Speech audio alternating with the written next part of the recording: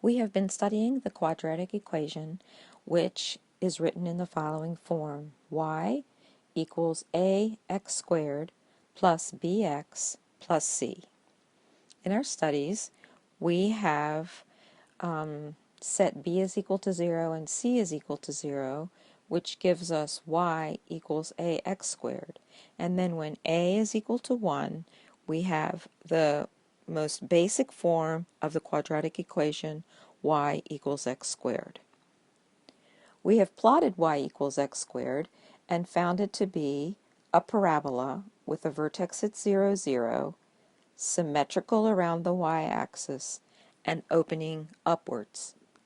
We also plotted y equals minus x squared and saw that when a is equal to minus 1, the original parabola is flipped around the x-axis, and so it still has its vertex at the origin, it still has symmetry around the y-axis, but now it opens downward. What we have been trying to do is to understand the spidery looking graph on page 62. The next thing we did was we changed the value of a to a number that was greater than 1. When a is greater than 1, as in this equation, y equals 2x squared, we found that compared to the original graph of y equals x squared, the new graph was squeezed towards the y-axis. And of course, when we applied the negative to a, when we had like a negative 2x squared, once again, it was simply like flipping the parabola around the x-axis, and now we had a parabola that was symmetric around the y-axis, had its vertex at 0, 0, but opened downwards. In this video, we're going to explore what happens to the graph when a is a number between 0 and 1, or you could think of when a is a fraction. We're going to set a equal to 1/2 for our exploration. And so, of course, as we've done before, the first thing to do is to set up a table of values.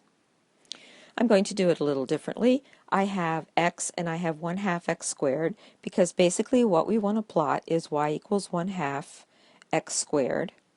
And after the double line, I have x and just plain x squared, because what we're doing is we're comparing this parabola to what we're calling the basic parabola of y equals x squared. So when x is 0, 1/2 x squared is 0. And when x is 1, x squared will be 1, and 1/2 of that will be 1/2. When x is 2, x squared will be 4, and 1/2 of that will be 2. When x is 3, x squared will be 9, and 1/2 of that will be 4.5.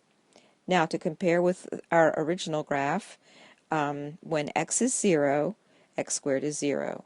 When x is 1, x squared is 1. When x is 2, x squared is 4.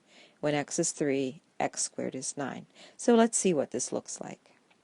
First, we'll plot our original graph, which we sort of know by heart: 0, 0, 1, 1, minus 1, 1. Oh, this is going to be way too squinchy. Just a minute.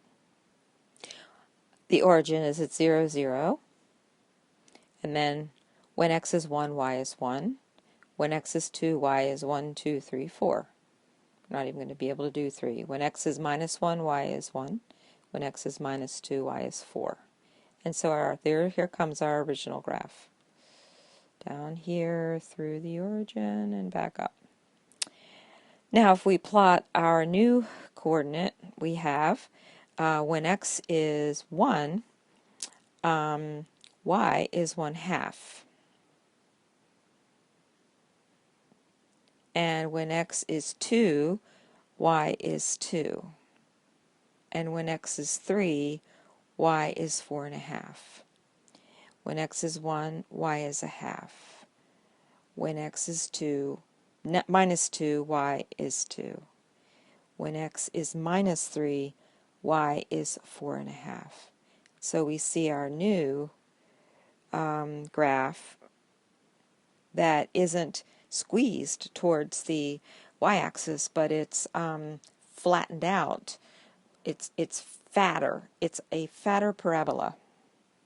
So we see that when a is 1/2, or actually any number between 0 and 1, the parabola gets fatter than the original one when a is equal to 1.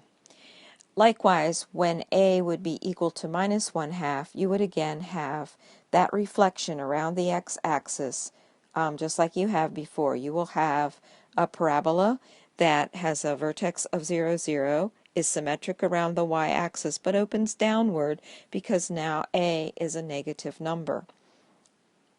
So now if you look at that graph on page 62, you see that all of the parabolas that open upward have positive a's.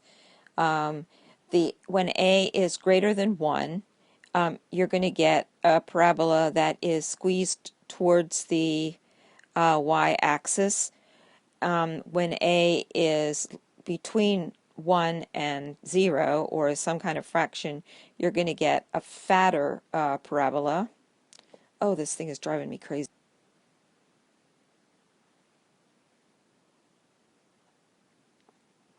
And then if you notice that all of the parabolas that open downward have negative a's, so when a is a number that is less than minus 1, again, you're going to get a parabola that's squeezed towards the y-axis.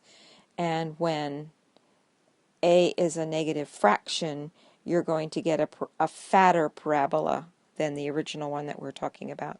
So I hope that helps you to understand the effect of the coefficient on the shape of the parabola.